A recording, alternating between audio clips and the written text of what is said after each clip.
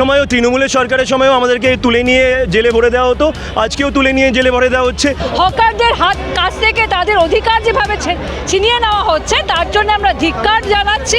একটা মিথ্যাবাদী সরকার, স্বৈরাচারী সরকার, অপদার্থ সরকার, এক মাসও হয়নি তার আগেই গরিবদের পেটে লাথি মারা শুরু করে দিয়েছে। কি হবে এই সরকার যে গরিব মানুষের বিরোধিতা করবে? এই যে হকারগুলোর থেকে যে টাকা নিয়ে হকার স্টলগুলো করেছিল, এই আমি চাইবো যে আজকে যে সরকারটা এসছে তারা যেন লেজিসলেশন করে যে যারা টাকা তুলেছে তাদের সম্পত্তি বাজেয়াপ্ত করে নিলাম করে গরিব মানুষের থেকে যারা টাকা তুলেছে তাদের টাকাটা ফেরত দিক। নিটের প্রশ্ন ফাঁস থেকে শুরু করে পশ্চিমবাংলার মাটিতে একেবারে হকার উচ্ছেদ সমস্ত বিষয়ে প্রতিবাদে নামছেন জাতীয় কংগ্রেস এবং তারা আজকে ডেপুটেশন জমা দিতে এসেছিলেন রাজভবনের সামনে, কিন্তু সেখানে তারা বাধার সম্মুখীন হয়, লাঠিচার্জ করা হয় এবং পুলিশ তাদেরকে রীতিমতো প্রিজন ভ্যানে তুলে নেওয়া হয় এবং সেই জায়গা থেকে অর্থাৎ রাজভবন থেকে তারা ঠিক কী বার্তা দিচ্ছেন, পালা বদলের পর পশ্চিমবঙ্গের মাটিতে কি হচ্ছে এবং বিভিন্ন জায়গায় যে নিট প্রশ্ন ফাঁস থেকে শুরু করে হকার উচ্ছেদ নিয়ে কী বলছেন জাতীয় কংগ্রেসের নেতা নেতৃত্বরা এবং কর্মীরা, দেখুন বিস্তারিত প্রতিবেদনে।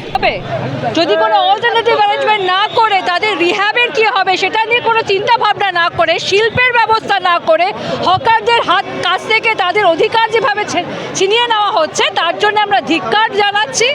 এবং এই সরকার যে জনবিরোধী হবে, এই সরকার যে গরিব মানুষের বিরোধিতা করবে সেটা আমরা আগেই জানতাম এবং আজকের দিনে দেখা যাচ্ছে তাদের কাজে বোঝা যাচ্ছে যে তারা বিরোধিতা করছে এবং বিরোধিতা চলছে।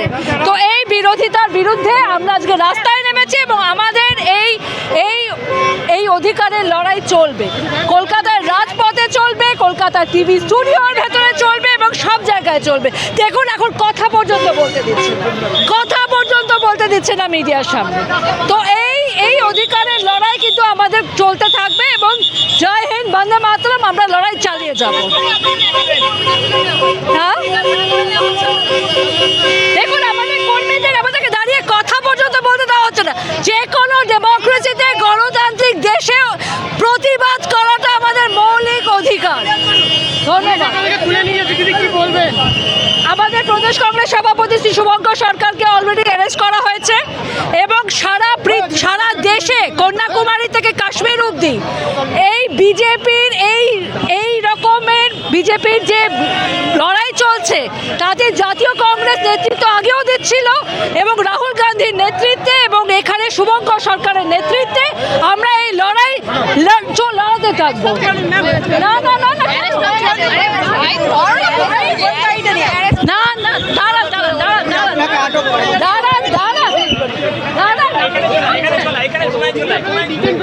আন্দোলন চলবে আপনাদের?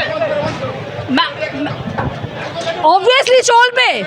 দেখুন কথা পর্যন্ত বলতে দেওয়া হচ্ছে না।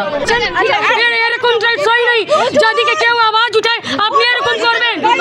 আপনি দেখতে পাচ্ছেন, আপনি দেখতেছেন কে তো অহংকারী সরকার। রুকুন আপনি রুকুন। এরকম করবে কা? অনেক জুলুম করছে। আপনি দেখছে মহিলাদের কত দুর্বল ব্যবহার করছে। বাঙালি ধরতে এরকম হয় নাকি? হ্যাঁ এরকম হয়?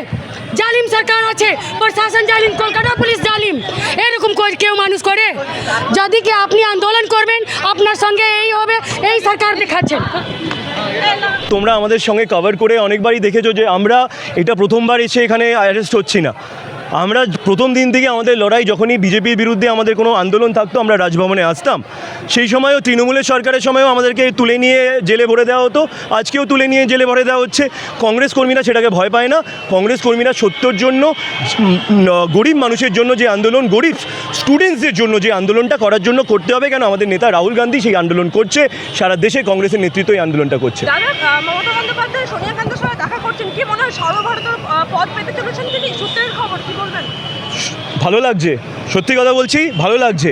শেষ পর্যন্ত 10 জনপদে এসে মাথা ঢাকাতে হচ্ছে। তো সোনিয়া গান্ধী পরিবারের বাইরে এরা কিছু নয়। রাজীব গান্ধীর জন্য উঠেছিল, ইন্দিরা গান্ধী সেই সময় মারা গেছিলো বলে এমপি হতে পেরেছিল। এদের জন্যই আজকে 2009 আর 2011-তে যখন জিতেছিল, সোনিয়া গান্ধীর জন্য জিতেছিল, মনমোহন সিংয়ের জন্য জিতেছিল, প্রণব মুখার্জির জন্য জিতেছিল, কংগ্রেসের থেকে টাকা নিয়েছিল, কংগ্রেসের হেলিকপ্টার নিয়েছিল, কংগ্রেসের সেই সময় সেন্ট্রাল ফোর্সের জন্য এরা জিতেছিল। তাই আজকে দেখতেই পাচ্ছেন সব বড় বড় নাম, আমি নামগুলোই নিতে চাই না, এরা কোনোদিন কোনো নেতাও ছিল না। সব ফিল্ম স্টার, এই স্টার, ওই স্টার, এরা সব তো পালিয়ে গেছে, সবাই তো বিজেপিতে চলে গেছে। হ্যাঁ, তাই আজকে তাকে আসতে হচ্ছে। সোনিয়া গান্ধীর মনটা অনেক বড়, আমাদের মাঝে মাঝে দুঃখ হয় কেন এত বড় মন রাখেন, বাট ওনার মনটা সত্যি বড়। আমি তো বললাম সোনিয়া গান্ধী যেটা বলবে সেটাই শেষ কথা, আমাদের কিছু খুশি হওয়ার কিছু নেই। আমরা বিরোধী ছিলাম, আমরা বিরোধী আছি, আমরা বিরোধিতার লড়াই করব। কেউ যদি আমাদের বিরোধিতার লড়াইয়ে আসতে চায় আসুক। আমাদের সোনিয়াজি রাহুল গান্ধীর ওপরে আমার কি কথা বলার, কারোর কোনো কথা বলার জায়গা নেই। চুরি করেছে এটাও দেখুন, চুরি করেছে সাধারণ মানুষ কি, আমি এটাই বলবো এই গিমিকগুলো হোক, কিন্তু তার সঙ্গে আদালতে গিয়ে এদেরকে কিন্তু ন্যায্য শাস্তি হোক। এই যে হকারগুলোর থেকে যে টাকা নিয়ে হকার স্টলগুলো করেছিল, এই আমি চাইবো যে আজকে যে সরকারটা এসছে তারা যেন লেজিসলেশন করে যারা টাকা তুলেছে তাদের সম্পত্তি বাজেয়াপ্ত করে নিলাম করে গরিব মানুষের থেকে যারা টাকা তুলেছে তাদের টাকাটা ফেরত দিক, তাহলে অনেক কিছু বোঝা যাবে। এই যে ডিম ছুটছে, আপনার জামা কাপড় খুলে দিচ্ছে, এইসব চট থাপড় মারছে, এগুলো তো গিমিক। এগুলো তো এখন ওটিটিতে সবসময় দেখা যায়। সত্যিকারের জীবনে এই গিমিকগুলো বন্ধ করে মানুষের জন্য কিছু করুক আজকে সরকার। আজকে আপনাদের মূল বিষয় আমাদের আজকে মূল বিষয় ছিল হকার উচ্ছেদে, তার সঙ্গে দ্রব্যমূল্য বৃদ্ধি, তার সঙ্গে যে তেলের দাম বৃদ্ধি, সমস্ত কিছু নিয়েই আজকে আমাদের প্রতিবাদ। মূলত আমাদের বিষয় হতো হকার উচ্ছেদের উপর আমরা বেশি আমাদের রাজ্যপালের কাছে আমাদের ডেপুটেশন দেওয়ার কথা। এবং আপনি দেখলেন আমাদের প্রেসিডেন্টকে কীভাবে টানা হ্যাচড়া করে পুলিশের গাড়িতে কীভাবে তুলে নেওয়া হলো, এবং আমাদের সমস্ত কর্মীদের, জাতীয় কংগ্রেসের কর্মীদেরকে কীভাবে তুলে নেওয়া হলো। আমরা এর বিরুদ্ধে আগামী দিন আমাদের পরবর্তী ক্ষেত্রে প্রতিবাদ আমরা আগামী দিন আরও জোরালো হবে। আজকেই আপনাদের দেখেছেন জাতীয় কংগ্রেসের প্রতিবাদ, শয়ে হাজারে হাজারে লোক আমাদের প্রতিবাদে যোগদান করেছে। এবং আমাদের যে বিজেপি সরকার, যে নতুন সরকার এসছে, সে এক সপ্তাহের মধ্যেই তার রূপ দেখিয়ে দিচ্ছে যে তাদের কী ধরনের রূপ। একটা মিথ্যাবাদী সরকার, স্বৈরাচারী সরকার, অপদার্থ সরকার, এক মাসও হয়নি তার আগেই গরিবদের পেটে লাথি মারা শুরু করে দিয়েছে। এর বিরুদ্ধে আমাদের প্রতিবাদ আগামী দিন থাকবে। কারণ গ্যাসের দাম যেভাবে বৃদ্ধি হয়েছে, ইউপি সরকার যখন ছিল 2015 সালের আগে, তখন 2016 সালে এসছে আপনাদের বিজেপি সরকার। তার আগে আপনারা দেখেছিলেন গ্যাসের দাম ছিল 450 টাকা, আর এখন গ্যাসের দাম দাঁড়িয়েছে আপনার 1000 টাকা। তাহলে আপনারাই এবার মানুষই বিচার করবে যে এই সরকারকে রাখা দরকার কি না উৎখাত করা দরকার। তারা এসছে, 5 বছর তাদেরকে কাজ করতে দেওয়ার সুযোগ দেওয়া হয়েছে, কিন্তু দেখা যাচ্ছে যে তারা এক মাসও হয়নি তারা গরিবদের পেটের মধ্যে লাথি মারছে, এক বুলডোজার দিয়ে তারা হকার উচ্ছেদ করছে। তারা স্টেশনে থাকা বলছে রেলের জমি, তাহলে এতদিন তারা ভাবেনি কেন? রেলের জমি তারা তো কেন্দ্র সরকার তারা ছিল, তাদের হাতেই তো কেন্দ্রমন্ত্রী ছিল, তাহলে এতদিন তারা ভাবেনি কেন? আজকে তারা যেভাবে পেটে লাথি মারছে গরিবদের, এর বিরুদ্ধে আমাদের আন্দোলন জাতীয় কংগ্রেসের পক্ষ থেকে শুভঙ্কর সরকারের নেতৃত্বে, রাহুল গান্ধীর নেতৃত্বে